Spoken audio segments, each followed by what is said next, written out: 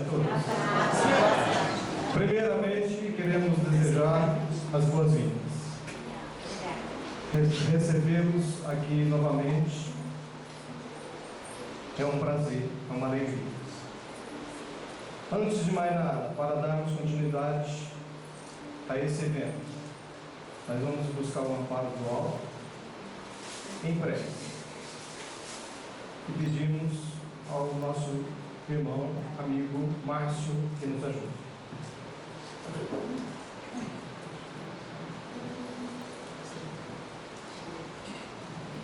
Muito bem, gente, vamos aproveitar nessas situações doces e suaves que nos envolvem, nesse momento de confraternização, onde não só o conhecimento circula em abundância, mas também o sentimento positivo de amor e fraternidade, buscarmos o nosso Pai, o nosso Criador, de modo a nos inspirar nesse movimento que procuramos alargar nossa capacidade de compreensão e entendimento das leis superiores. Deus, nosso Pai, Senhor da vida, Jesus, nosso Mestre. É com muita alegria, Senhor, que nos posicionamos ante a presença daqueles amigos que vamos encontrando, não só aqueles que se movimentam no plano físico, mas também daqueles que já se encontram no plano espiritual.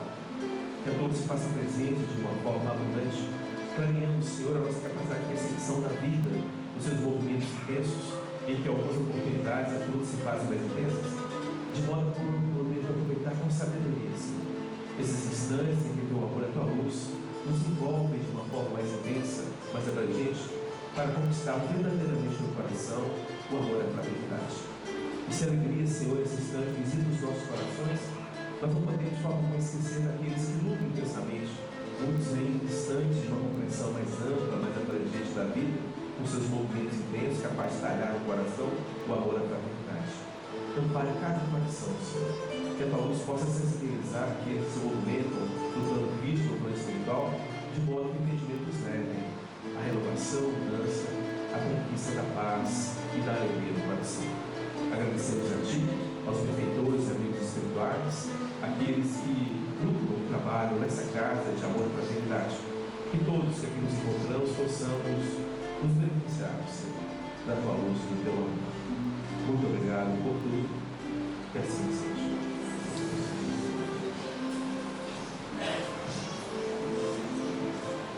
Nesse primeiro momento desse nosso encontro, nós teremos o Wagner Gomes falando para nós e também no segundo momento do dia de hoje.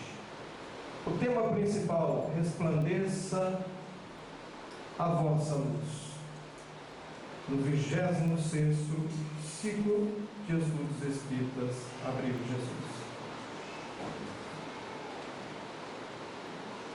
O tema será, da primeira parte, será Luz do Mundo. Um mestre, modelo e exemplo para o mundo. É a referência, focando a luz verdadeira que ilumina todo o homem. A reforma íntima, transformação moral. No final desse encontro, nós queremos que todos saiam daqui iluminados e resplandecentes. Vamos já passar a palavra para o nosso irmão Wagner Gomes.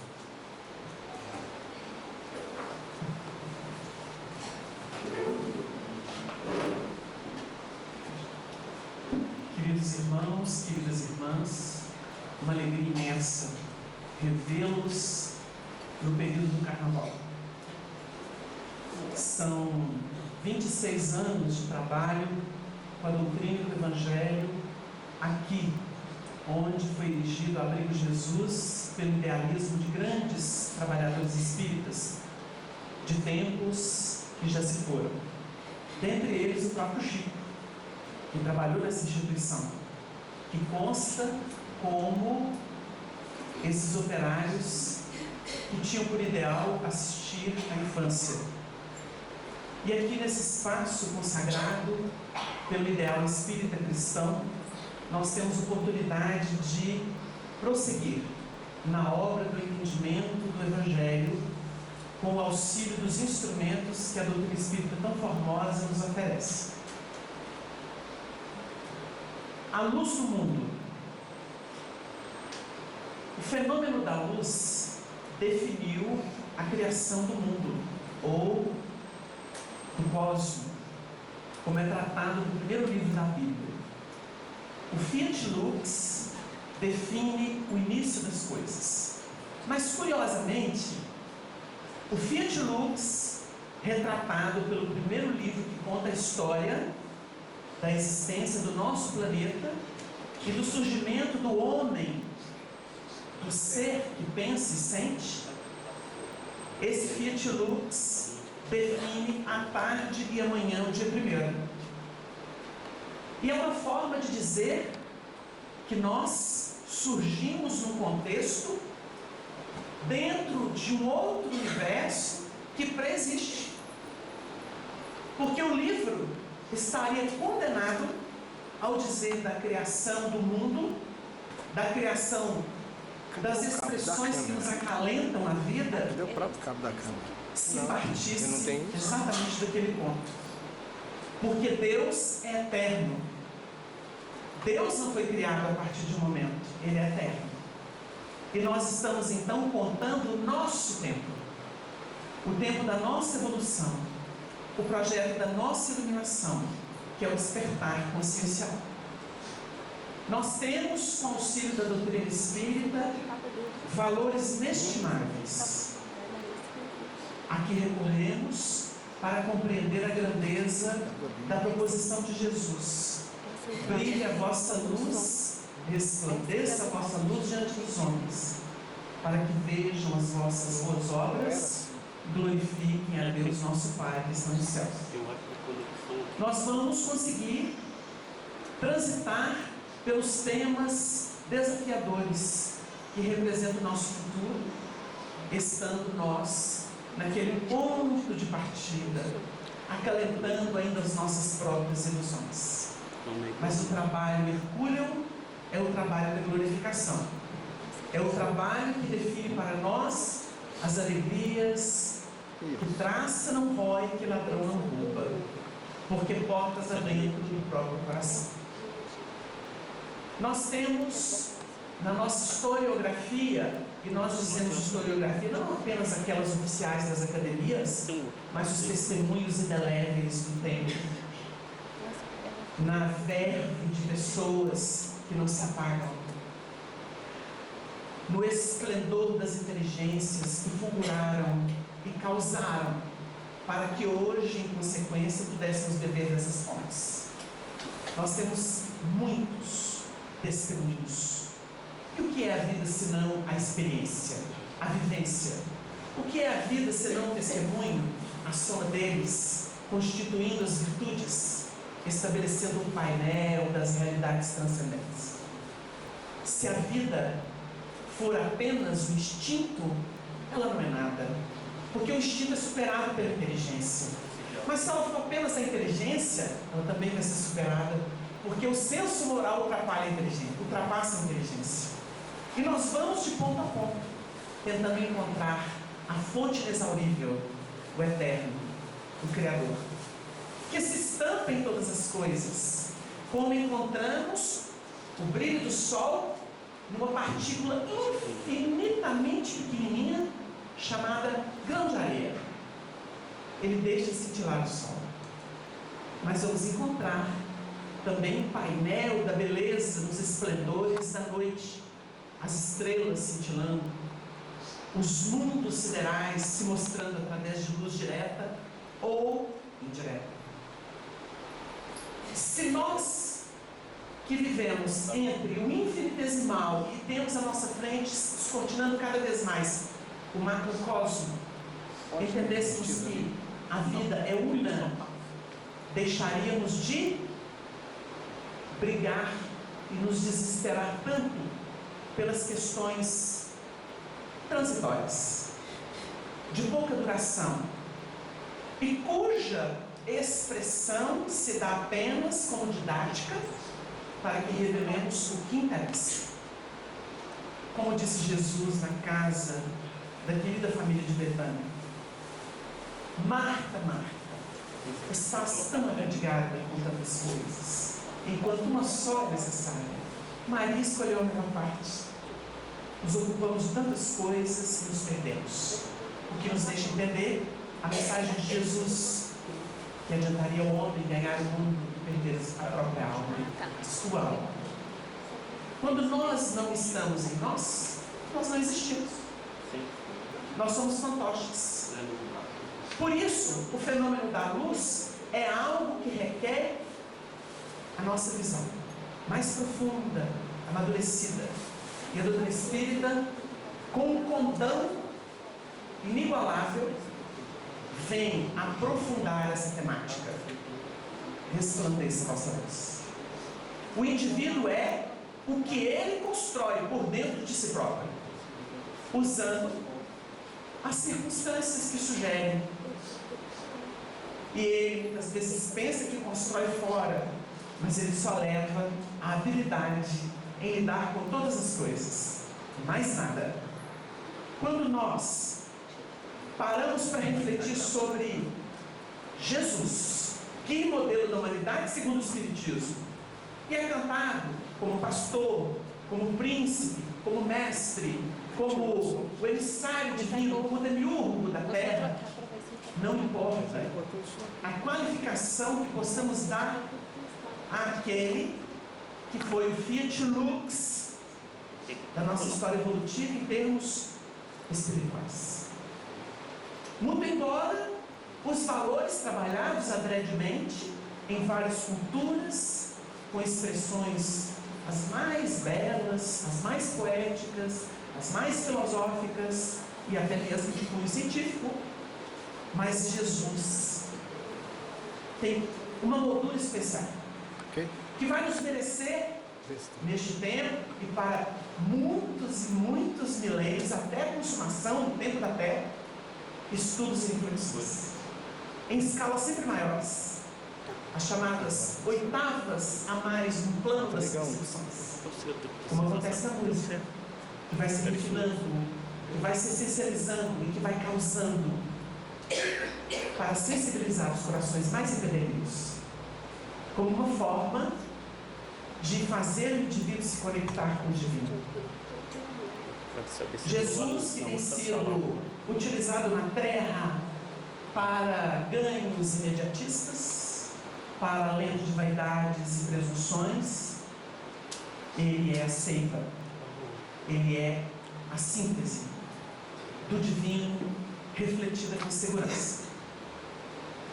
Para pesquisar sobre essa luz, sobre esse Fiat Lux, sobre o papel desse espírito, o mais puro, que segundo os espíritos a Terra já recebeu até hoje, nós temos que lançar mão das autoridades, dos testemunhos.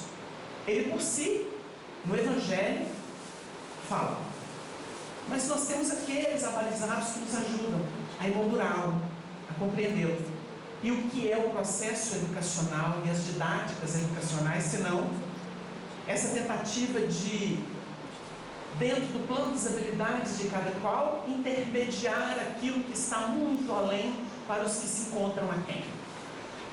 O plano da doutrina espírita é um plano eminentemente educacional, mas não no sentido comum da Terra, no sentido profundo do termo, de estabelecer novos caracteres, para que a criatura se muna internamente de valores e possa se projetar ao infinito da vida, sentindo a grandeza de ser na imortalidade da alma, com consciência, com escolhas sempre melhores, sempre mais abrangentes, mais profundas, dentro das próprias percepções.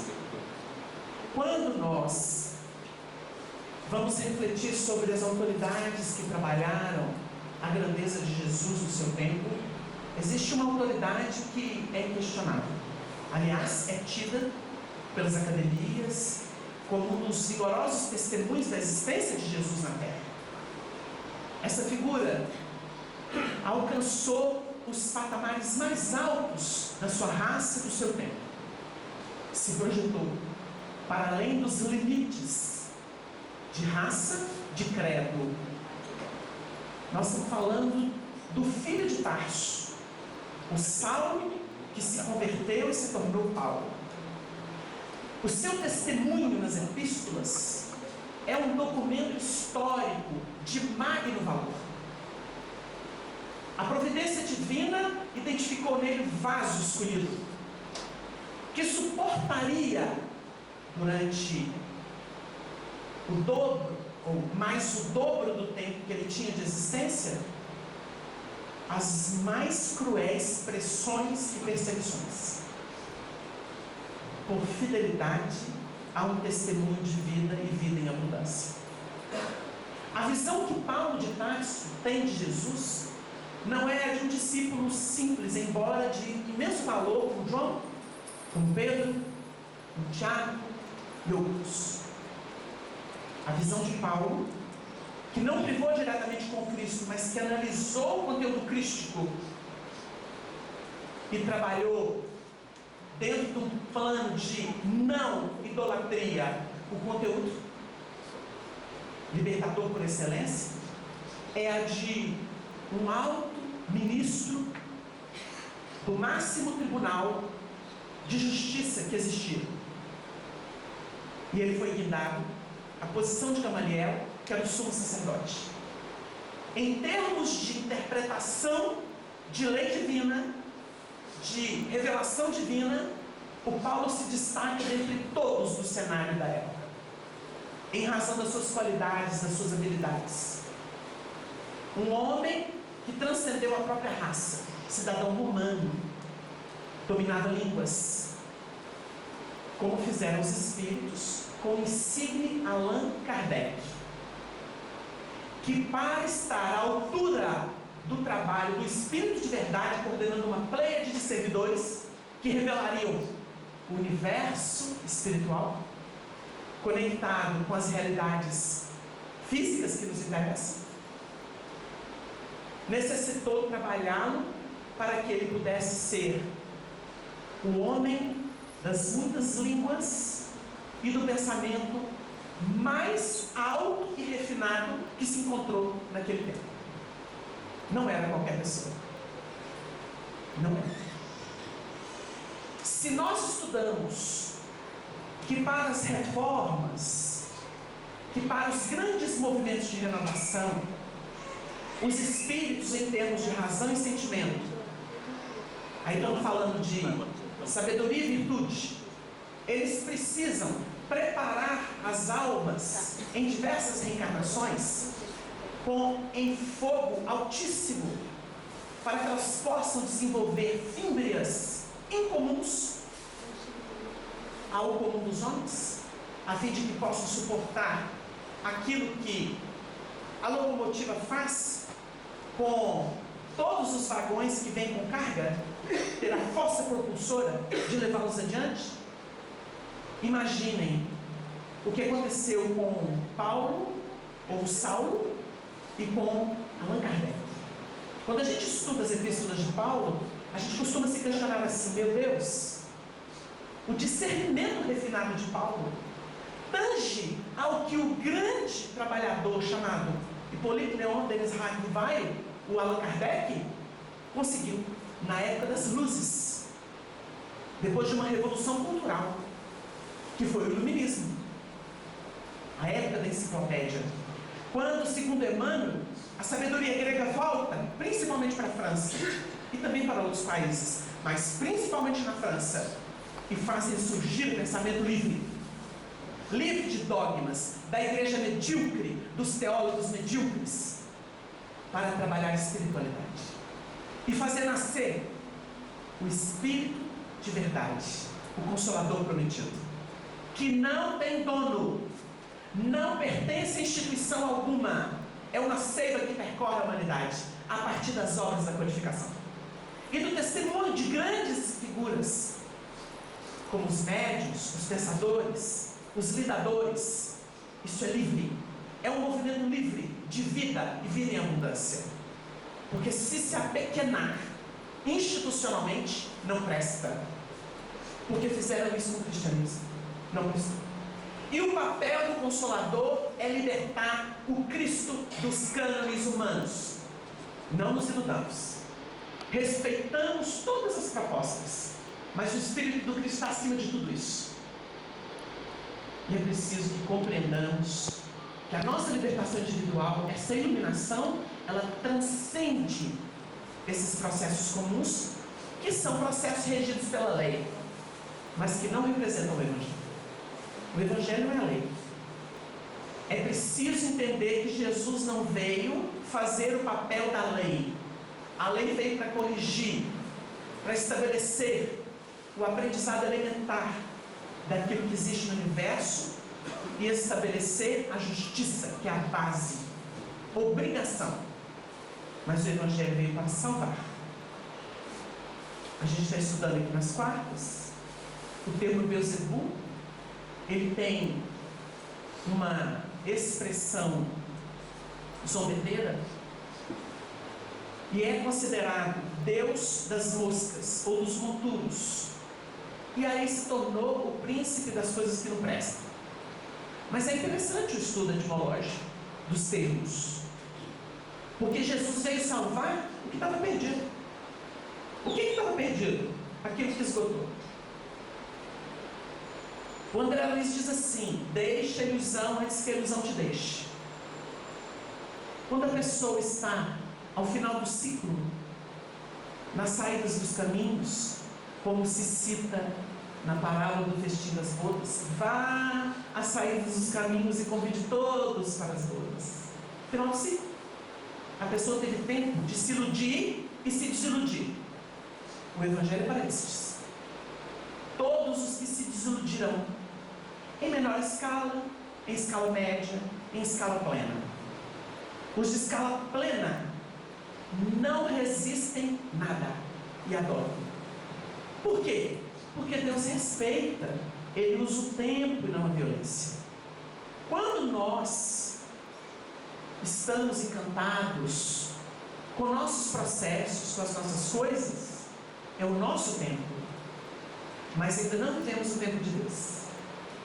O tempo de Deus surge quando a criatura, embora transitando pelo jardim humano, com suas flores, suas árvores, seus encantos, seus regatos, passa por tudo, mas tem consciência de que nada disso lhe pertence.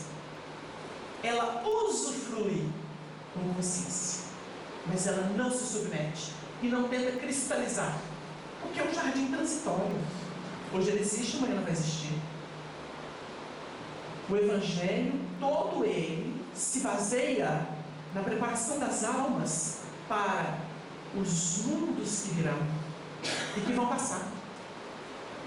Porque tem gente que fala de colônia espiritual no nosso lar, vai passar. Tem gente que fala de Sírios, vai passar. Tem gente que fala de Canopus, de Arcturus, vai passar. E olha que são as grandezas que nós já detectamos pela astronomia, informações que a gente recebe. Alcione veio de Sírios, um anjo, mas vai passar. Tudo isso passa, porque nós estamos nos preparando em instâncias transitórias de maior ou menor duração, concepção de tempo. Nós precisamos dela para poder criar referência filosófica, para adentrar o universo divino que há em nós. Em nós. As grandes potências divinas não estão lá fora, estão dentro. Mas nós percebemos o que está lá fora. Então, a visão de Paulo tange tudo aquilo que doutrinariamente estudamos sobre Jesus, o Cristo de Deus.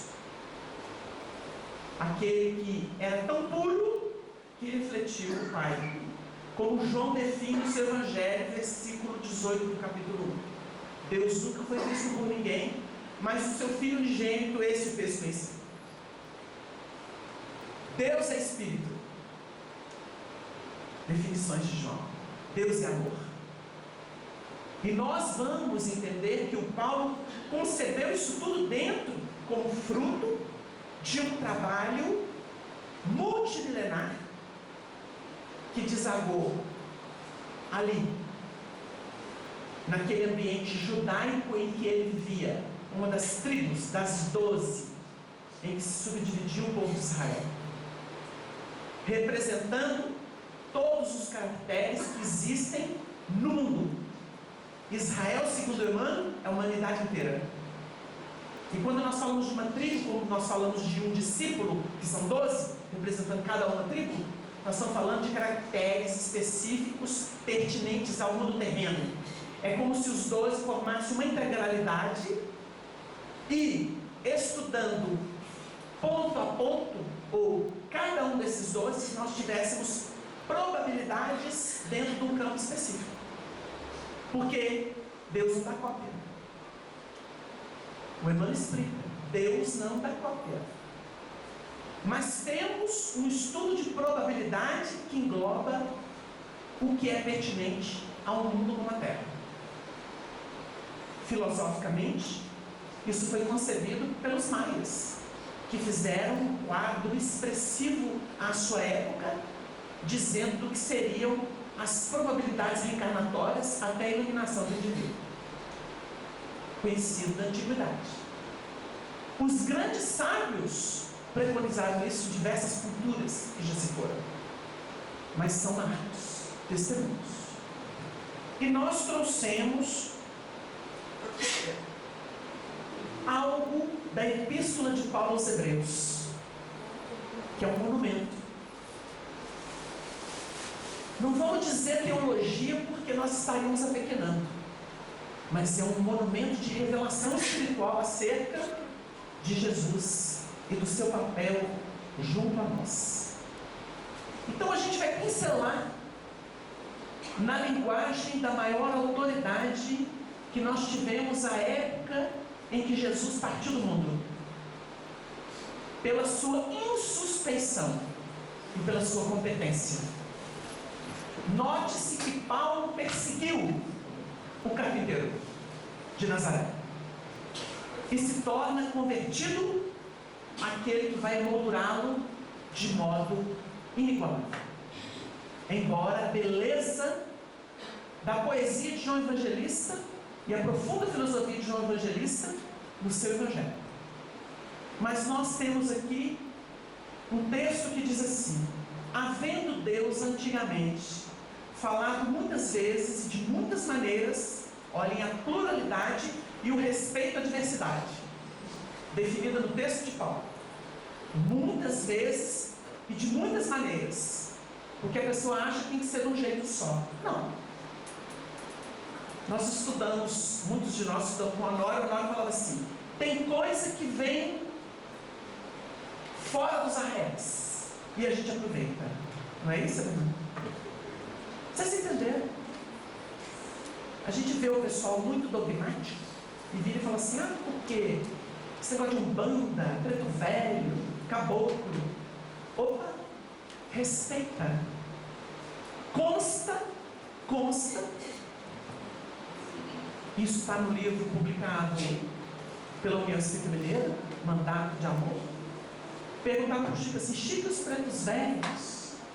Aí o Chico disse assim: pois é, eles foram sacrificados pelos senhores, né? Sofreram muito. Hoje eles vêm através dos médios e geralmente os senhores que os sacrificaram tanto ajoelham no pé deles para pedir ajuda. Olha o que o Chico falou, para a gente ter uma ideia. Dentro da lei da reencarnação não tem nada perdido, gente. Nós estamos falando que espiritismo vai ser umbanda, não, mas tem que ter respeito, porque o valor das coisas estão nas coisas e nos contextos em que elas existem. Se falar que o trabalho de Lutero, de Calvino não teve valor, não estamos entendendo nada de evolução. Porque o Emmanuel diz com muita clareza: o papel deles foi tirar o Evangelho, que ninguém entendia, e vulgarizá-lo. Ou seja, colocá-lo acessível a todas as gentes. Mas interpretação viria com o Consolador. O Emmanuel falou com todas as letras. Interpretação é com o Espiritismo, porque ele tem chave para fornecer para o indivíduo interpretar a parábola. Tirar da mão do clero dogmático, político, estava certo, mas interpretar. A interpretação literalista pode até prender muitas mentes e corações e educá-los, porque isso acontece. Mas interpretação para levar para a vida abundante, não é coerência. E não é presunção. É questão evolutiva. Porque o menino não pode se arrogar adulto maduro enquanto ele não passar por todas as fases. O Espírito diz ele no tempo certo, ele não partiu de uma cabeça, ele não é propriedade de homens. Por isso que se fala, né? Nós está cantando uma musiquinha muito bonita aí. As pedras falarão se for preciso. O jumentinho não fala? Fala na Bíblia. As pedras falarão. E não duvidemos que Deus dá filhos a Abraão tirados das pedras. E quem estuda evolução sabe o que é isso. O princípio inteligente está ali. Então é preciso que a gente entenda os contextos. Muitas maneiras. Aos pais, que são os aborrentes, né? A nossa ancestralidade. Pelos profetas. Quem eram os profetas? Chamavam profetas. Mas tinha sibilas, né? As pitonisas, os pitons. Em todas as culturas os médiuns existiram. Curiosamente, uma das grandes figuras que marcaram a humanidade, Alexandre o Grande, nunca ficou sem oráculo. Na história de Alexandre o Grande, ele quase perece e faz perecer uma parte da sua guarda ou do seu exército no deserto, porque ele foi se consultar com um famoso médium, um oráculo. Nunca a humanidade ficou sem oráculos, porque não pode cortar, eclipsar o intercâmbio entre as duas esferas. Quando se define no Fiat Lux a parte de cima e a parte de baixo, seja céu e terra, seja água de cima e água de baixo, nós estamos falando de plano espiritual e plano físico. Um não existe sem o outro. Ou a dinâmica evolutiva não existe só no céu, ela precisa da terra, que é a materialização. Está no primeiro capítulo de João, quando ele fala que o verbo se fez carne. Se o verbo não tivesse tomado o corpo, feito luz, o Paulo vai contar isso aqui, não tinha Fiat Lux. Tem que testemunhar, tem que vivenciar. Qual é a informação doutrinária? No mundo espiritual, o elemento pode se aperfeiçoar nas experiências que soma, mas ele necessita dos testemunhos no plano físico, pela reencarnação. Nós vamos encontrar autor espiritualista que rechaça o mundo terreno, dizendo que matéria é lixo, que reencarnação é castigo. Depende da ótica. Respeitamos as opiniões, mas a doutrina, que é o ensino universal dos espíritos, dizem com todas as letras: o mundo físico, ou a materialização das realidades espirituais com fins específicos, pelo processo chamado reencarnação ou recomeço, como é conhecido na vida espiritual, é condição sine qua, sem a qual ninguém atinge a perfeição. Porque uma coisa é eu estar todo bonitinho, com todo mundo bonitinho, comportando bonitinho. A outra é me soltar nisso que é a terra. Essa mistura, esse mix. E eu testemunhar os objetivos, os planos, os sonhos que eu tenho. Aí está a autoridade da criatura. Fora disso é balela. Então ele começa dizendo dos pais dos profetas que receberam orientações. Se naqueles tempos foram muitas vezes e muitas maneiras Deus falando com eles, e todos sabem disso que está lá no Antigo Testamento. Aquilo é um testamento, é testemunho. Então ele é a base de algo que está merecendo transposição, evolução, progresso. Do antigo nós vamos para o novo. Como é que Emmanuel define? Com muita propriedade. No Antigo Testamento os homens clamam a Deus, e no Novo Testamento Deus responde aos homens através de Jesus. Que definição clássica, resumiu tudo. A nós falou-nos nestes últimos dias pelo Filho. Então antes era profeta, agora falou pelo Filho. Tem diferença? Começa aí. Nós não vamos poder demorar muito, porque o tempo é pouco. A quem constituiu o herdeiro de tudo, prestem atenção, por quem fez também o mundo. Aí vocês vão estudar isso aqui no sistema do miudinho, o que vai dar? Aí ele criou a Terra, lançou mão do material da nebulosa solar e naqueles movimentos que são estudados cientificamente hoje, reduziu os espaços intratômicos e estabeleceu a coesão que existe no nosso mundo. Como que ele fez isso? Pelas ondas poderosíssimas do seu pensamento, que é força eletromagnética. A Terra sem forma e vazia, era só uma ideia, tomou forma, materializou. E aí nós temos todas as etapas de evolução do nosso orbe, estabelecendo, o homem é a última etapa, última, ele já encontra tudo organizado, é o jardim. Deus formou um jardim e colocou ali o homem e a mulher. E aí começou a saga da evolução dos espíritos, aproveitando-se de quê? De tudo aquilo que existia, que é a natureza. Nós demos o nome de natureza, a criação divina. Quem que mantém as formas, a dinâmica da natureza? Os princípios inteligentes. O que são os princípios inteligentes?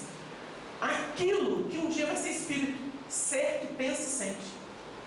Então, os princípios asseguram a retaguarda da evolução humana. E o homem é o espírito desperto, que vai caminhar conscientemente. E a consciência naqueles que aboletam ou constituem a natureza da Terra. Então nós estamos vivendo integrados. Quando João ia pregar no mar, por exemplo, e vinha os cardumes, não é que o peixe é inteligente e ouve a voz de João, é atração magnética, amor. Amor. Não se sabe se é lenda ou se é real. Conta-se que Francisco de Assis, que é o mesmo, num outro momento evolutivo, virou para Mendoeira: irmã Mendoeira, mostra-me Deus. E ela floresceu. Não importa o que pensem disso, lenda ou não, é o fenômeno do amor. É o fenômeno do amor. E nós que somos espíritas temos material para explicar tudo isso, sem entrar numa mística fechada, ridícula, indigna de quem tem tanta lucidez e é capaz de discernir. Quando a gente vê determinados comportamentos, crenças esdrúxulas, principalmente da parte dos que poderiam estar causando no meio social, é lamentável. E isso não significa ter preconceito ou perseguir, mas explicar. A humanidade tem sede de luz, e luz se faz assim, porque nós estamos falando disso. Mas estudando fora da criação do mundo, nós temos o mundo regenerado, o mundo divino, que é o que Jesus causa no planeta. Sem ele, não saberíamos como chegaríamos às equações que ele resume. Então, Jesus faz uma codificação, depois de 1,5 milênio, talvez, porque não tem data precisa, 1,5 milênio de pregação do Decálogo. Ele espera o Decálogo impregnar grupos distintos e chega no meio deles para fazer a síntese. Chega assim: não vim destruir a lei, mas dar-lhe cumprimento, porque ninguém sabia interpretar o que continha os 10 mandamentos. E é tão expressivo isso que o Espiritismo, na sua sabedoria, resume justiça, amor e caridade como uma lei só, bipartida em tríplice aspecto. Para quê? Momentos diferenciados da humanidade. A infância, que tem que dizer não menino, não menino, não menino, porque é o que o Decálogo faz. Depois nós temos as parábolas representadas pelo Cristo agindo entre nós. Elas são codificadas e guardam conceitos transcendentes que na época eles tinham a maioridade, mas não a maturidade. E depois vem o Espiritismo na maturidade. Ah, mas a Terra está muito atrasada, não estou falando de globalidade. O Criador trabalha com grupos específicos, que são os mordomos fiéis e prudentes que estão na parábola narrada por Lucas, no capítulo 12. a parábola do servo vigilante, Jesus pergunta para ele assim: quem é, pois, o mordomo fiel e prudente a quem o Senhor pôs sobre os seus servos, para dar-lhes a tempo a ração? Aí está, sem presunção. Porque se a pessoa falar assim, então você está falando que a gente que conhecer uma coisa. Sabe quem que fomenta estados de divórcio na vida e muda a estrutura dos outros? Quem ama. Ideia fomenta, mas é o átrio do templo. O templo é o coração. O indivíduo só muda quando ele sente. Se ele não sente, ele não tem. Ele namora, cogita. A gente está estudando aqui o capítulo 10 de Mateus, às quartas-feiras, sistematicamente, e a gente estava analisando o discípulo e o mestre, o servo e o senhor. E a gente sabe o que significa isso. E a gente estava sugerindo no mestre o plano da concepção. Então, intelectualmente, eu começo a analisar, estudo, pesquiso. E tem alguém ou alguma estrutura que está ali que eu vou ler e consulto. Mestre, isso. Mestre, e aquilo? Eu não estou casado com isso. Eu estou namorando. Eu estou enleado pela ideia. Aí começa a elaborar, começa a arquitetar, tem dúvida, questiono, fico com resistência. Tem muita gente que está no espiritismo. A gente lembrou a Honório falava isso nos reuniões dele no grupo irmão. Falava assim, ó, sabe por que nós estamos aqui? Porque isso tudo a gente não acredita. Porque quem vive isso, está preso a isso tudo aqui não. Está por aí fazendo, vivendo. Curioso, né? Ele falava isso na reunião dele. E nós abordamos o assunto aqui porque o mestre, a gente adora ir lá. Chico, pelo amor de Deus, na minha casa está passando isso. Ele, não, meu filho, fica tranquilo, o irmão está aqui falando que vai tudo ficar bem, vamos orar. Foi embora. Deu outra dor de barriga. Chico, pelo amor de Deus. Não é assim? A gente não quer até médico que é médico poder fazer isso. Vocês entenderam? Você não recebe um espíritozinho para me orientar, não? Não é isso? Esse é o hábito. Por isso que a gente defende aqui os pobres dos pretos velhos, porque vai todo mundo atrás deles. Me ajuda aqui, me orienta aqui. É um exercício de fraternidade e de implantação de concepções imortalistas. Você está conversando com o espírito. Muita gente fica criticando o sincretismo que existe no Brasil. Tem um candomblé que é brasileiro, embora de matriz africana, por causa dos orixás.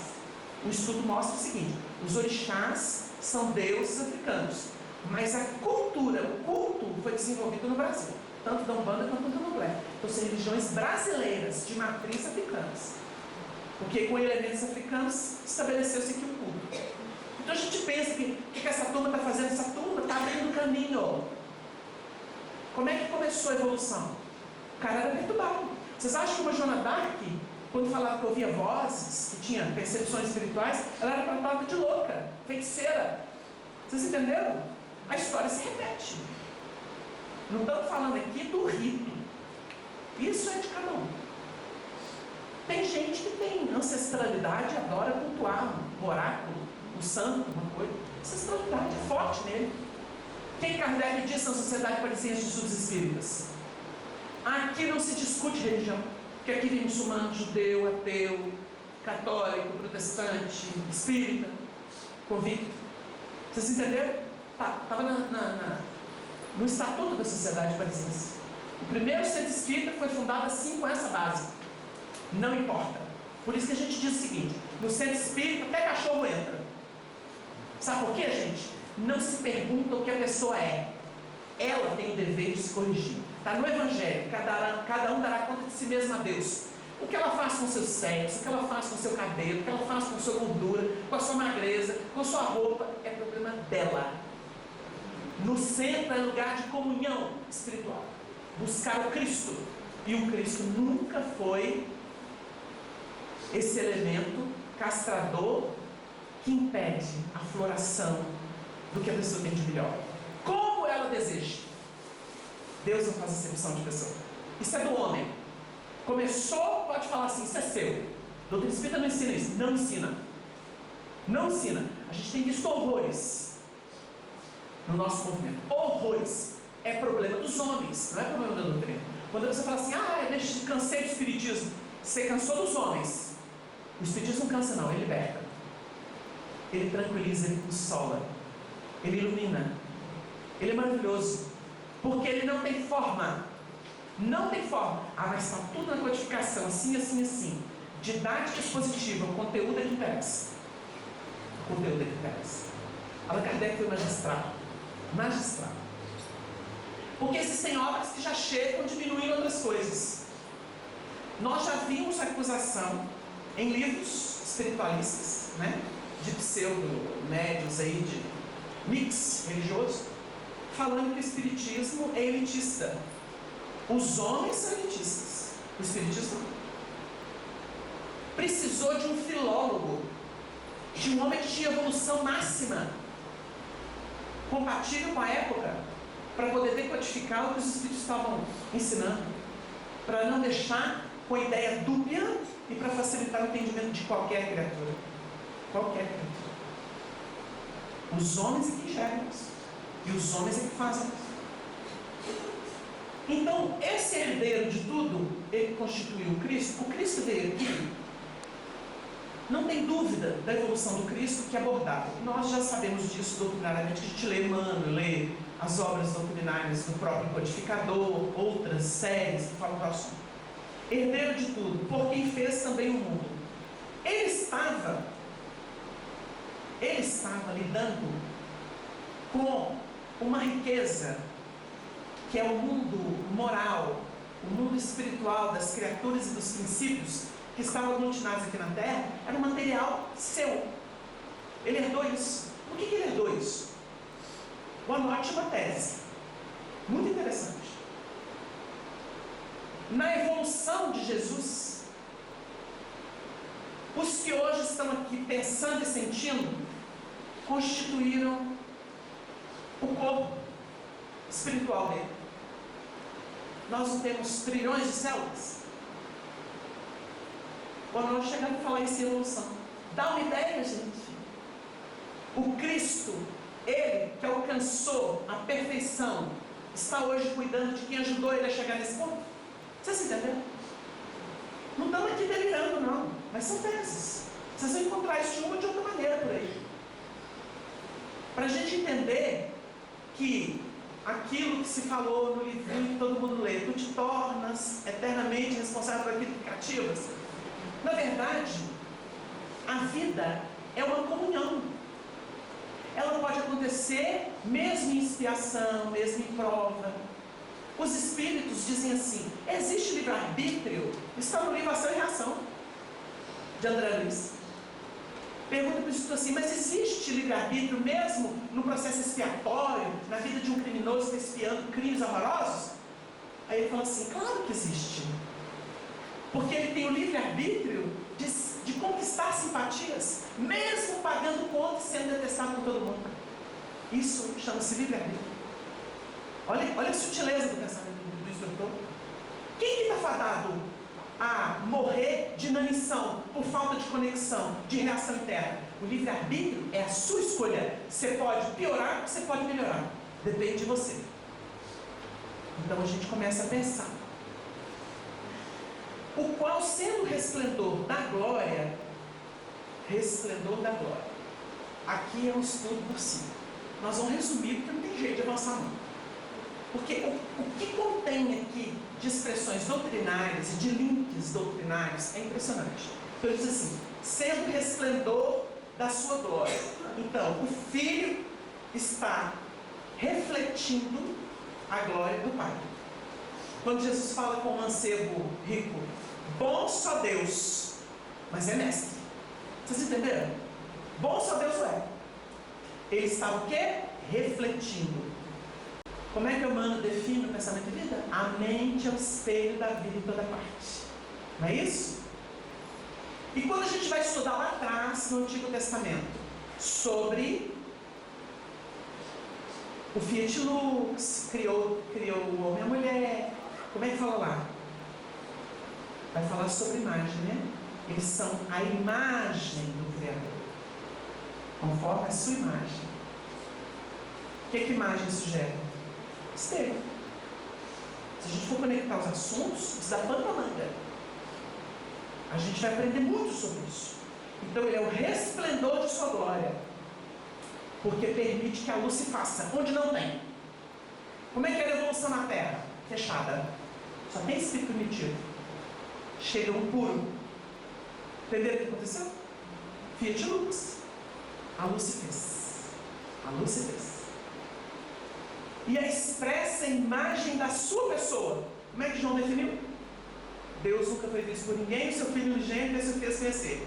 Aí o Honório trabalhava de unigenitura, que muita gente fica criando castelo em torno dela. O que é unigenitura? Linha única. Qual que é a verdade única do universo? Amor. Quem ama é unigênito. Porque Deus só gerou um tipo de coisa, chama-se amor. Não tem outra geração divina. Você sabia disso? É a linha da unigenitura. O homem é o que quer, mas não por vontade do Criador.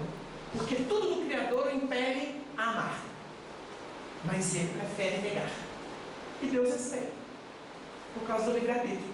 Daí os mundos como a Terra se justificarem como campos operacionais de percepção da realidade divina. Porque Deus não criou robôs. Ele criou individualidades que pensam e sentem. O espírito é criado simples e ignorante. É o ponto de partida dele. Abriu, instituiu a cripta mental, depois dos processos de formação do corpo perispiritual que antecedem a condição humana. O perispírito, ele é elaborado do mineral, que é besta de recepção, passando pelo vegetal, que é a expansão dessa onda criadora, até o animal, que vai tornar em instâncias diversas a complexidade orgânica que sugerirá o automatismo dos centros de força do perispírito. E aí nós vamos ter a instituição desses centros de força, até a eclosão da consciência, quando então se pode estruturar o chamado perispírito e surge a mente. A mente. Quando perguntaram para o Chico sobre se ele podia ver a alma dos animais, sim, eu posso ver a crisálida de alma dos animais. Crisálida de alma. É um esboço. Mas ela vai surgir plena no homem. Então, nós citamos, só para a gente poder entender a expressão dessa grandeza da vida. E a mente é esse espelho. Sem a mente não retrata não. Porque o réptil faz a mesma coisa que os seus ancestrais faziam. E por mais que ele avance, ele faz a mesma coisa. O sabiá faz a mesma coisa. O peixinho faz a mesma coisa. Vocês entenderam? Então o princípio inteligente, ele automatiza. Automatizou? Vai ser conduzido para outra espécie, para um outro ambiente, para que ele possa assimilar o conteúdo daquele outro ambiente e automatizá-lo. Aí quando você fala assim, por que eu não preciso pensar que eu tenho que piscar o olho para ligar, né, o cristalino? Porque automatizou lá atrás. Por que eu não preciso pensar que eu tenho suco gástrico que tem proporções ideais para poder metabolizar o alimento que eu ingeri? Porque isso foi feito lá atrás. Tudo automatizado. Tudo. É impressionante. Como é que eu adquiri o tato? Você lembra da plantinha? Aquela que você esbarra nela e ela recolhe? Então, bem, tá lá. Começou ali. Ah, é mesmo? E aquele olho de águia? Você não tem uma pineal hoje, não? Você pega assim psicologicamente, você acha que quem está trabalhando? Sua pineal. Faz assim, ó. Já entendi tudo só de olhar. Olha o olho da águia aí. Começou lá no olho da águia, mas está aí. Vocês entenderam? Então é um processo, é muita riqueza. Não tem como explicar a riqueza da vida em todas as instâncias. Caminhando para a síntese. A síntese é o Senhor que eu estava falando. Porque se o namoro está com o mestre, o servo está com o Senhor, porque o Senhor é lei dentro dele. Se eu fugir, eu não vou ficar bem não. Então é melhor não fazer. Se eu der uma escorregada aqui, eu estou me arrepiando, imagina o que vai ser depois. Então é melhor eu me conter. Isso é Senhor. O servo é o que obedece. Então está dentro, é intrínseco. Então a gente vai trabalhando razão e sentimento.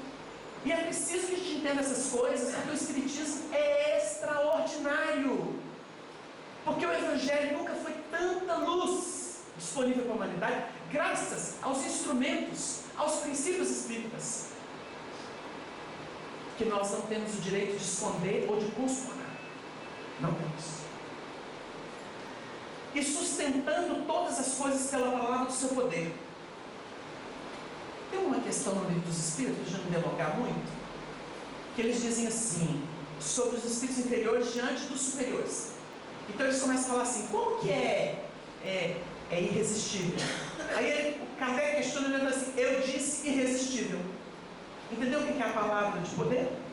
O que é a palavra de poder? No livro Há 2000 anos, o senador, todo vaidoso, ambicioso, arrogante, está com a filha sofrendo, mas não dobra. Aí a mulher pediu para ele procurar o carpinteiro, porque mulher não valia nada, né? Até hoje eles estão querendo que a filha assim de lado, mas vocês têm que gritar e muito, põe esses outros no lugar deles, viu, gente? Essa cambada que quer diminuir vocês aí, ó, dá o grito. Vocês falam assim, se os seus obedecerem, vocês vão vir mulher esdrúxula, vocês vão ver. Vão reencarnar da pior forma. Não, mas eu vou te contar, o que o homem tem feito com a mulher é uma vergonha. Os homens deviam andar assim, de cabeça baixa, de vergonha das mulheres. O que elas suportaram na história humana para fazer esses danados evoluírem. Por isso que o Chico falou, a mulher está a anos-luz dos homens. O Chico defendeu vocês. Então, quando ela pede, o senador vai a esmo, sem saber o que fazer. Ele queria procurar o Cristo, mas ele estava sem saber como é que ia fazer, porque ele era muito poderoso, né? Quem era aquele elemento que ele ia procurar? O que ele ia pedir para aquele miserável lá, Nazareno? Quando ele chegou diante de Jesus, Jesus o encontrou. Não foi ele que encontrou Jesus.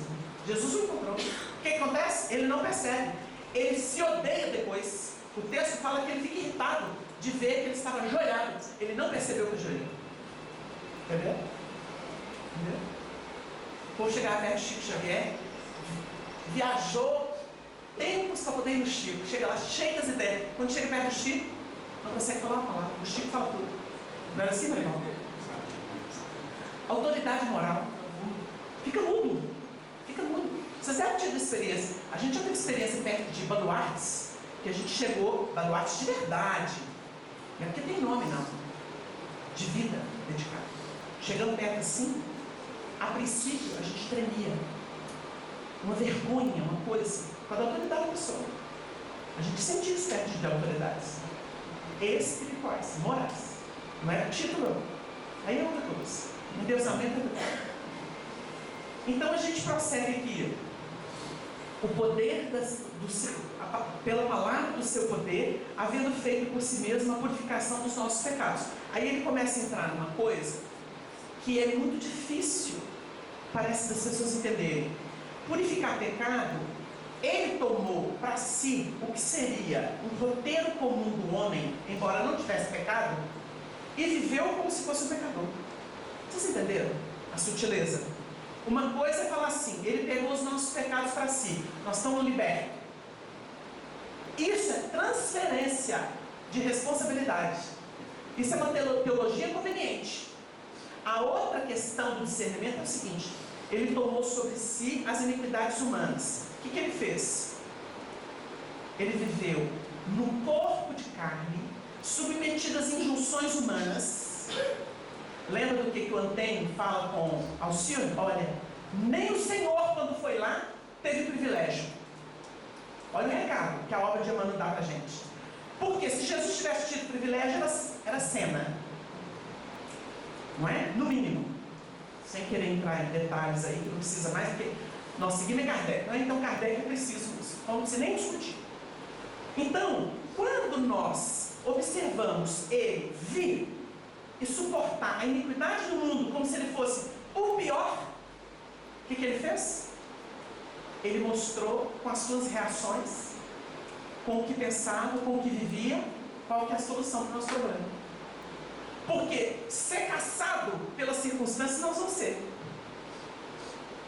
Nós não perdoamos ele em cima. Tanto que preferiram Barrabás a ele. Mas o que vai acontecer quando ele abre esse caminho? Seja humilde, confie em Deus, porque tudo passa. Tudo passa. Só o bem fica. Porque a pessoa fica assim, queria mudar isso. Se tem uma orientação espiritual, fala assim, meu filho, paciência, humildade, nós estamos trabalhando em seu favor. Não fala assim? Geralmente os espíritos. A pessoa fala assim, então vai durar mais um pouquinho, porque ele falou que vai mudar. Mas ele pediu o quê? Que a pessoa pudesse aprender a lição que ela precisa dentro daquele contexto. Quando ela amadurecer naquele processo e chegar à saída dos caminhos, o que ela vai fazer? Ela fala assim, não é que o Espírito era sábio? Ele não podia cortar mesmo não, porque eu não estava pronta. Hoje eu compreendo o que ele disse. É o que muita gente fala depois de meses e anos, depois de ter ouvido o Chico Xavier. Agora entendi o Chico. Agora entendi o Chico. Porque na época ele me falou aquilo, eu fiquei pensando, não encaixou. Agora entendi. Porque ele não fala para o imediatismo, ele fala para a alma, para o plano da alma. E é isso que a gente precisa começar a entender. Então, o discernimento daí, né? Purificação de nossos pecados. Ele ensinou o caminho. Como é que ele fala? É tão inequívoco, né? O próprio Evangelho se explica. O que quiser vir após mim, negue-se a si mesmo, tome sua cruz e siga-me. O que é negue-se a si mesmo? Cala a boca, Wagner, para de reclamar. Entendeu? Para de reclamar. Negue-se a si mesmo. A gente só nega a si mesmo naquilo que está incomodando. Cala a boca. Obedece. E siga-me. Ou seja, faz o bem. Porque o bem é o nosso advogado, em qualquer parte. Assentou-se à destra da majestade nas alturas. Porque vocês imaginam, ele fez um resumo aqui, o Paulo fez um resumo da autoridade de Jesus diante de nós, fora qualquer expressão da divose dele, de retaguarda, no plano evolutivo dele. Mas ele vem em pessoa, se submete e leva o quê? A autoridade manifesta. Jesus vem aqui e magnetiza todas as mentes e todos os corações e todos os princípios. Magnetizou tudo. Magnetizou tudo.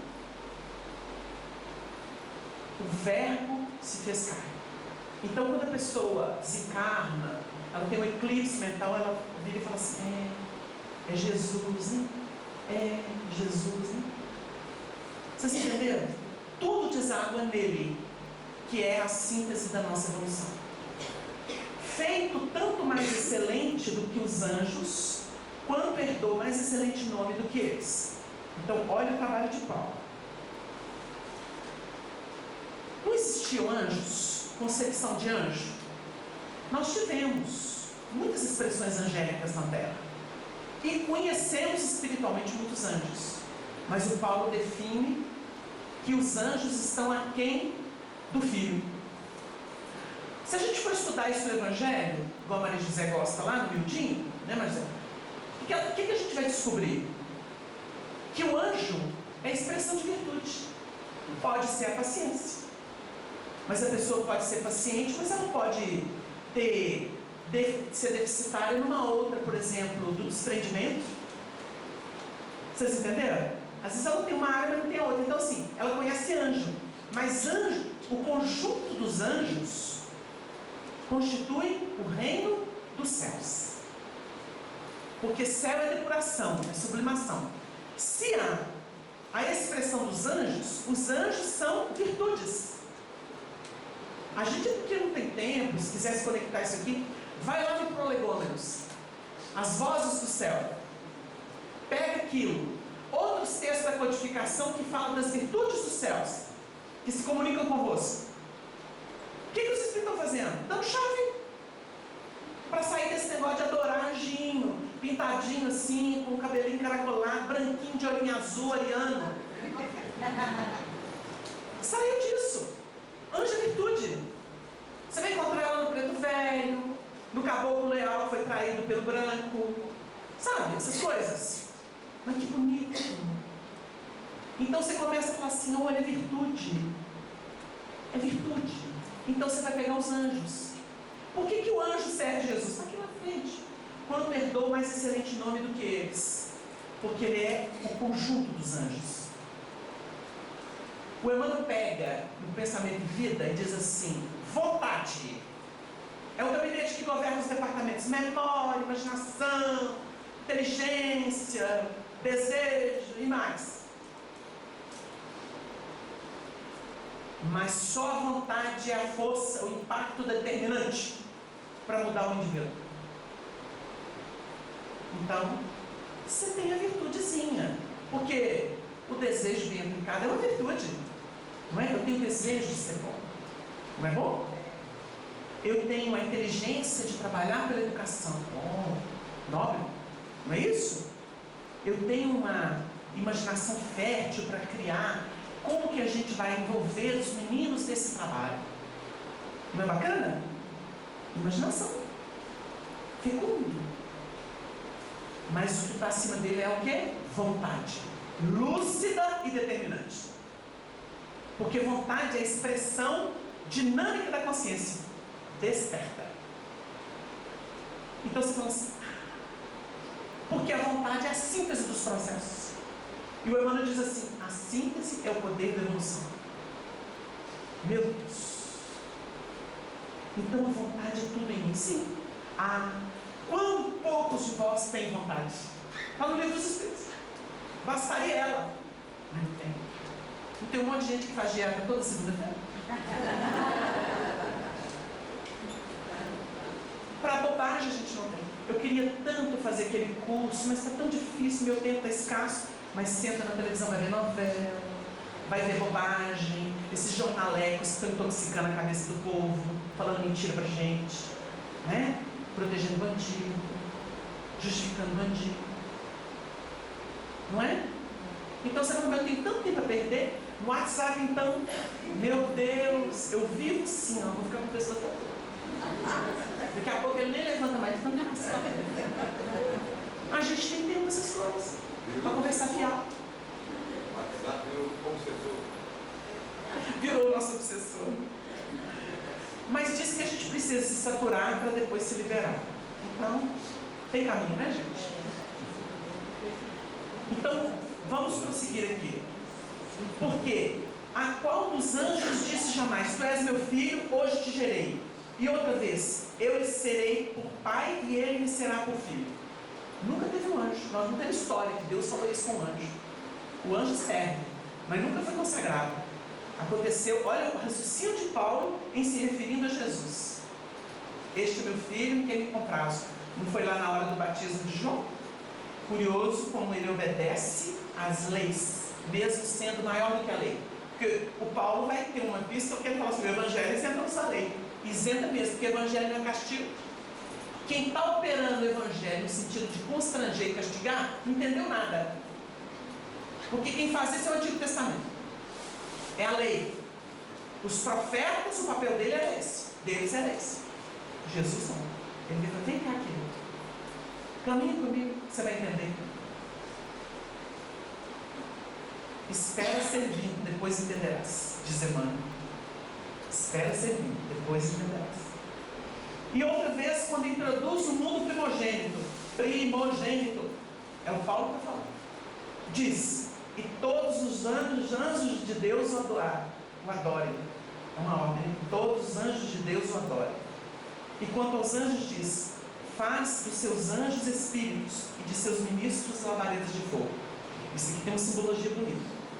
Porque o espírito é que guia a gente, no sentido filosófico. O espírito que guia o corpo. Eu chamei de alma. O espírito de uma proposta é o princípio dela. É o princípio ético dela. Vocês entenderam? Ele está falando assim, faz do anjo espírito, ou seja, constitui ele fundamento. E o que são os ministros? Com as labaredas de fogo. Quintessenciação de processos que ainda não estão em vias. Nós não podemos ficar muito tempo, porque foge do nosso objetivo. Só para não passar de livros.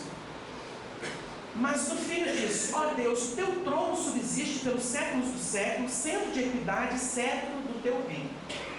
Claro, não há acepção de pessoas. É o que ele está dizendo aqui. Equidade é para todos, indistintamente. Quando a gente estudou aquela passagem quando Jesus fala assim, não se turbe o vosso coração, e ela vai chegar lá, que faz o céu brilhar sobre os maus e os bons. A ordem é essa. E fazer chover sobre os justos e os injustos. Sabe como é que a Honório estudava isso? Você lembra? O sol de oportunidades brilha primeiro para os que não têm condição ainda, os maus. Depois é que brilha para os que já têm condição. Primeiro para os maus, porque eles é que precisam mais. E sabe a chuva de aferição, de provação? Ela cai primeiro sobre os justos, que dão conta, e depois sobre os injustos. Que lógica é essa perversa, Wagner? Não. Lógica de evolução. Porque o camarada que é justo, o camarada que é bom, o que ele precisa? Aferição.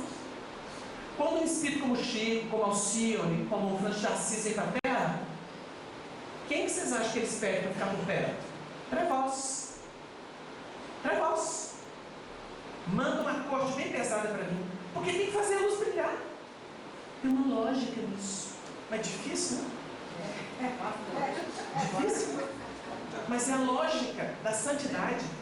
Porque o elemento não enxerga o mal como nós enxergamos. Porque a gente vive na base da competição. Eles se despem e vêm servir. No contexto mais desafiador. Você pensa assim, 4 ou 5 anos, o menino levando surra todo dia, garfada na barriga. Esse cara é louco? Esse cara é louco? Não. O Espírito pediu as disciplinas para que não se desviasse da tarefa santificante que ele veio fazer. Quanto mais facilidade, mais preguiça, mais acomodação. O Espírito pensa assim, o encarnado não. Mas é preciso salientar, porque há uma lógica divina nisso.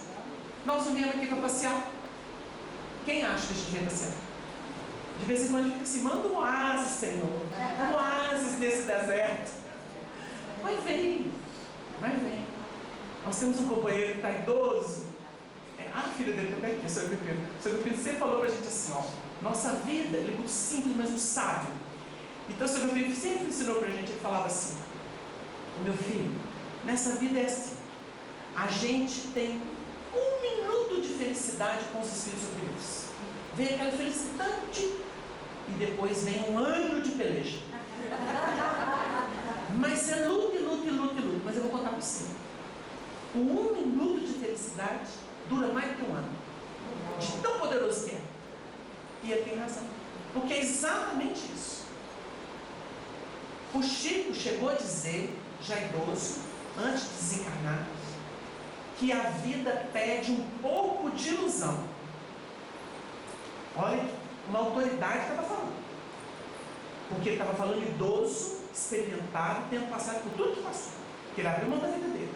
E ele falou assim, a vida pede um pouco de ilusão. Um pouco é considerável, gente. O problema é que a gente quer muita ilusão. Sabe como é que é um pouco de ilusão? Vou me enfeitar hoje e ficar melhorzinho. Isso é um pouquinho de ilusão. Você já pensou se a gente olha e fala assim, para que enfeitar? Para que cuidar? Vai desencarnar mesmo? No sentido aqui evoluir, estou aqui penando. Olha que visão horrorosa. Aí você olha para o cenário do Brasil e fala assim, nossa, os anjos estão operando. Aí se a pessoa não tiver uma noção dos bastidores, que os espíritos estão deixando a farra do boi acontecer, para poder limpar tudo em bloco, ele não acredita. Aí vai falar assim, tem anjo, quem sabe é um anjo que vai arrepender. Não é o encarnado que vai arrepender. Mas tem hora que é filho. Nós temos um amigo que foi construir a casinha dele, e ele virava para a pessoa que estava construindo, para a família e tudo, falava assim, eu tenho tanto. Era assim, o dinheiro era tipo assim, 5% do valor da obra. E ele falou assim, tem certeza que nós vamos construir com esse dinheiro? Tem certeza. Sabe o que aconteceu? Tendo um pouco de ilusão, ele não se desestimulou de construir a casa. E chegou ao fim. Não sabe como. Porque aquilo era 5% do valor da casa. Mas ele acreditou tanto, ele teve tanta fé, que ele construiu a casa acreditando que aquele pouquinho que tinha ia dar para construir a casa. Vocês entenderam o que é o povo de ilusão? É isso. Pega aquele fiozinho, aquele pontinho e acredita nele. Isso é o povo de ilusão. Porque o povo vai vir com aquela retórica bem linear, né, e bem racional. Fala assim, você está louco? Se tivesse o Espírito Santo, eu falo assim, cala a boca, deixa ele construir da forma dele. Você tem a sua forma e tem dele. Porque ele vai pela fé. O justo viverá pela fé, é escrito. E vive mesmo, porque ele apanha e fala assim, não, está melhorando. Mas melhora. Porque na hora que chega num ponto que ele fala assim, estou exausto, ele olha e fala assim, nossa, que construção bonita. Graças a Deus, eu não queria voltar para trás. Ele fala, ele chega à conclusão. Então, nos processos, nós temos essa necessidade de enfeitar um pouquinho. O Arnaldo tinha um dito, eu morri de rir dele, se a gente ia falar dele sobre alguma coisa assim, no sentido mais elogioso, ele falava assim, ô meu filho, não enfeita o pavão mais não. Mas tem hora que é bom, né, gente? Um estímulozinho não faz mal para ninguém. Não pode viver só de ilusão. Porque tem gente aí que se acha e perdeu o rumo. Não é? Então tem hora que a gente tem que dar uma valorizadinha, porque senão ele não aguenta. Mas tudo tem um tempero. O Chico dizia para a gente, para lembrar isso, que ele Fala no microfone, o pessoal de fora. está falando da ilusão. O Chico dizia sempre para nós que, ainda que arrastando, eu quero ir para frente. Quer dizer, inúmeras pessoas o procuravam com o ânimo lá embaixo, já pensando em morte e tudo mais. E ele, que era os últimos anos, ele precisou de 2 pessoas para levá-lo ao centro, embora morando próximo do centro. Ele dizia todo entusiasmado, sem medo nenhum de lutar pela vida, ainda que arrastando, eu quero ir para frente. Ficou o registro aí, muito bonito. Então, gente, só para sintetizar, ele continua dizendo, amaste a justiça e odiaste a iniquidade, porque ele vai falar exatamente da proposta crística, né? Da pureza, do equilíbrio, da equidade. Por isso Deus, o teu Deus, te ungiu com óleo de alegria mais do que a teus companheiros. E tu, Senhor, no princípio fundaste a terra. Olha só, né?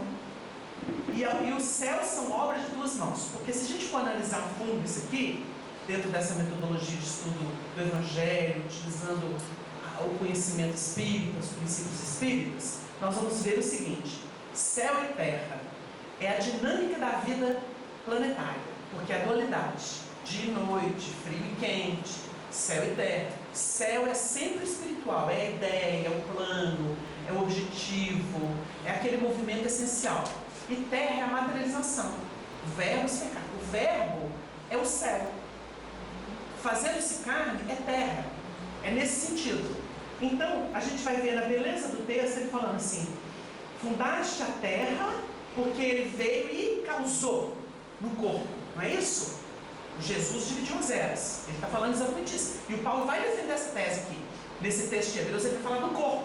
Que ele veio como os irmãos, sem negar a nossa natureza. E os céus são obras de tuas mãos. Por que os céus são obras de tuas mãos? Se a gente for analisar o que o Cristo fez, que ele ensinou e testemunhou, ele criou o céu para nós. O céu constituído das virtudes. Vocês entenderam? E é bonita a síntese que o Paulo faz, porque ele entende bem o assunto. E ele chega lá no final, dizendo assim: eles perecerão, mas tu permanecerás, e todos eles como roupa envelhecerão, e como mantos enrolarás e serão mudados, mas tu és o mesmo, e os teus anos não acabarão. E a qual dos anjos disse jamais: assenta-te à minha destra, até que ponha teus inimigos por escabelo de teus pés.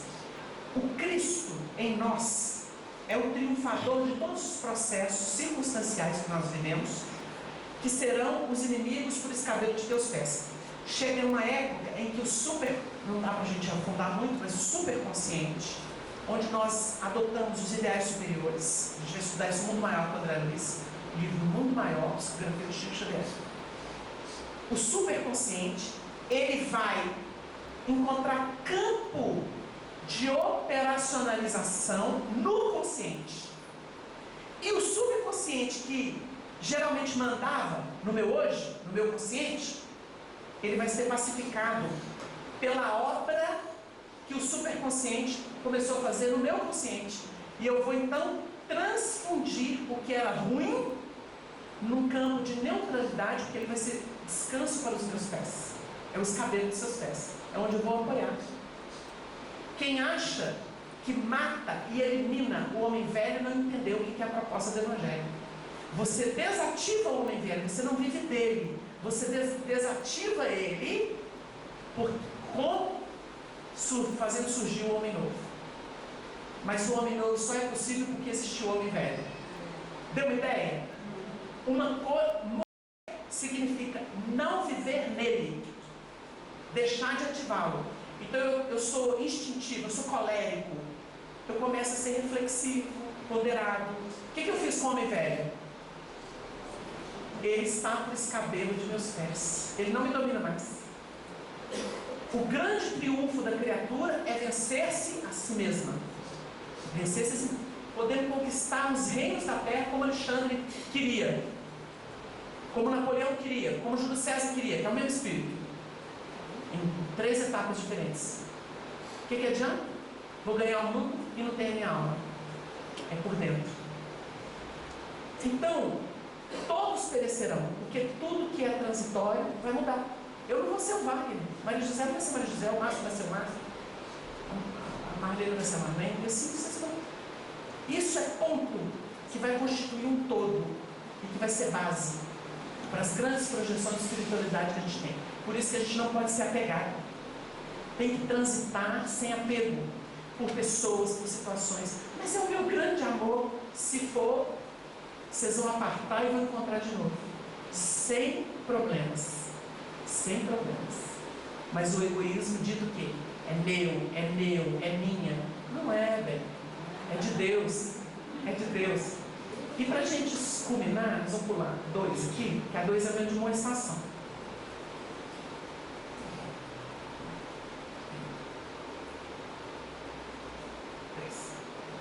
Olha que interessante, no capítulo 3, para a gente culminar a ideia da luz do mundo, o Cristo sendo a nossa referência máxima no planeta, embora Buda, Krishna, Lao Tse, Zoroastro, Pitágoras, Chico Xavier, tá? São virtudes, anjos, mas todos se submetem ao Filho. É isso que o Paulo está ensinando aqui. Então ele no 3º capítulo diz assim: por isso, irmãos santos, ele está falando de quem está procurando luz, né? Participantes da vocação celestial, nós estamos buscando o Evangelho, né? Considerai a Jesus Cristo, apóstolo e sumo sacerdote da nossa confissão. O que é o sumo sacerdote? Apóstolo que vive. O sumo sacerdote é a autoridade máxima, se a gente for considerar o sinédrio dos judeus, né? Seria a pessoa, é o Papa deles, né? Seria o Papa hoje, ou a máxima expressão de nossa confissão, porque é aquilo que você está falando que acredita. Ele é o máximo, é a sua meta, seu guia, seu modelo, sendo fiel ao que o constituiu. Olha que bonito. Você tem que prestar atenção, ficar adorando, passando a mãozinha nele, dando beijinho para ele, não. Tem que olhar o que o constitui. Como é que a gente vê Jesus? No corpo doutrinário dele. Está lá no Evangelho, no Novo Testamento. Tem 4 evangelistas, tem Atos dos Apóstolos, tem epístolas e tem o Apocalipse. Esse é o corpo doutrinário de Jesus. É lá que a gente enxerga ele. O constitui. Como também o foi Moisés em toda a sua casa. Então ele vai se referir ao passado. Ele se refere ao passado como sendo aquele que fez a base. Olha que interessante o raciocínio dele. Sendo fiel ao que o constituiu, como também o foi Moisés em toda a sua casa. porque ele é tido por digno de tanto maior glória do que Moisés. Glória do que Moisés.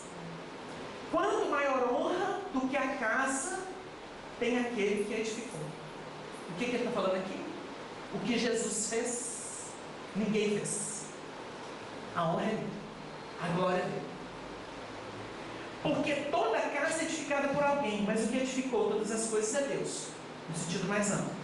Mas alguém veio e causou. É o primogênito, que o Paulo vai tratar numa outra epístola, que ele fala do decreto que definiu o primeiro dentre muitos irmãos. Jesus foi primeiro, deu testemunho do caminho, agora todo mundo vai atrás. São muitos irmãos que se filiam ao mesmo projeto, ao mesmo ideal. E na verdade, Moisés foi fiel em toda a sua casa, como servo. Entendeu? Quem é da lei é servo, para testemunho das coisas que se haviam de anunciar. Preparatórias. Preparatórias. Moisés e os profetas prepararam o alicerce. Mas Cristo, como filho, sobre a sua própria casa. Sua própria casa. A autoridade dele. A qual casa somos nós, se tão somente conservarmos firme a confiança e a glória da esperança até o fim. Vejam bem, onde Jesus construiu? No sentimento humano. Ele pegou o material humano e construiu para a eternidade. É difícil entender isso, gente? Nós somos o material de construção do Cristo, se a gente não se perder, se conservar firme a confiança e a glória da esperança até o fim. Porque se a gente desiste, a gente é filho do diabo, que é a ilusão. Sinônimo de diabo, de Satanás, é ilusão, é o adversário, é o que não soma, é o que vai contra, que divorcia. Vocês entenderam? Vós tendes por pai ao diabo, ele foi homicida desde o princípio, nele uma verdade, tudo que ele profere é mentira. Está em João capítulo 8, a partir do versículo 42, mais ou menos, até 44, 46. Portanto, como diz o Espírito Santo, se ouvirdes hoje a sua voz, não endureçais os vossos corações. Não resistam. Não resistais. Esse é o propósito. Para a gente culminar o raciocínio de Paulo, olha que bonito. Aqui nós temos o testemunho de quem emoldurou Jesus, lançando mão da teologia, tendo por conduta, por didática, como se faz nesses ambientes de processos judiciais. Vocês vão ver isso no Paulo. O Paulo era um juiz refinadíssimo. Ele trata o assunto com ciência, trabalha a filosofia e mostra a moralidade. É impressionante o que o Paulo faz. É uma autoridade trabalhando um assunto sério que interessa a humanidade. Quando a gente vai buscar João no seu evangelho, que é todo espiritual, a gente vai encontrar lá os primeiros movimentos, né? O verbo se fez carne. E no versículo 9 do capítulo 1 ele diz assim: ali estava a luz verdadeira, a luz verdadeira, que ilumina a todo homem que vem ao mundo. Referência de luz máxima, Jesus. Referência parcial, nós podemos buscar qualquer avatar, qualquer anjo, qualquer elemento que se notabilizou. Vocês entenderam? É isso. No versículo 19 do capítulo 3 de João, um outro movimento, ele diz assim: e a condenação é esta, que a luz veio ao mundo e os homens amaram mais as trevas do que a luz, porque as suas obras eram más. Sabe quando isso está lá no Antigo Testamento, quando a gente vai estudar sobre Caim, e Deus fala com ele assim: se a sua obra é legítima, boa, vou falar com as minhas palavras quando decorei o versículo, ela vai testemunhar por ti. Se for boa, é boa, se for ruim, vai ser ruim. Ou seja, nós nos comprometemos com as artimanhas personalistas e a gente vira escravo das mentiras próprias. Esse é o grande problema. Sabe aquela história do deixa primeiro enterrar meu pai, deixa primeiro. são as artimanhas, os jogos da mente. Os jogos. São os jogos. A gente mente. No versículo 12 do capítulo 8, que é um outro movimento, ele diz assim: falou-lhes, pois, Jesus outra vez: eu sou a luz do mundo. Quem me segue não andará em trevas, mas terá a luz da vida. É artigo religioso? Não. É um encontro com a sua verdade. Nada, a não ser a sua verdade, vai poder te fazer feliz. Nada. Nada. E combinando, a gente pegou de Mateus aquilo que Jesus fala, que está no capítulo 5, versículo 14. Vós sois a luz do mundo. Não se pode esconder uma cidade edificada sobre um monte. A evolução permite que você construa a sua casa. Entendeu agora a casa edificada sobre um monte, depois que o Paulo falou sobre que ele edificou a própria casa? E o material dele foi a humanidade? Quando nós construímos a nossa casa, é sobre um monte de quê? Que monte? Tudo aquilo que acumulou no tempo do processo evolutivo. Não se pode esconder uma casa edificada sobre um monte. Por isso que Deus falou para Caim assim: a voz do sangue do teu irmão clama a mim desde a terra. Que fizeste do teu irmão? Porque a obra fala, ela grita. Cada um é responsável pela própria iluminação. Nós temos a chamada sugestão. Jesus é a máxima sugestão que nós temos na terra, porque ele revelou Deus. Então o processo da luz do mundo é um processo contínuo, dinâmico. Ele passa por todas as situações, por mais díspares e estranhas possam parecer, mas a unigenitura nos aguarda. Nós vamos fazer um break, uma parada, e daqui a pouco a gente retorna com a segunda parte.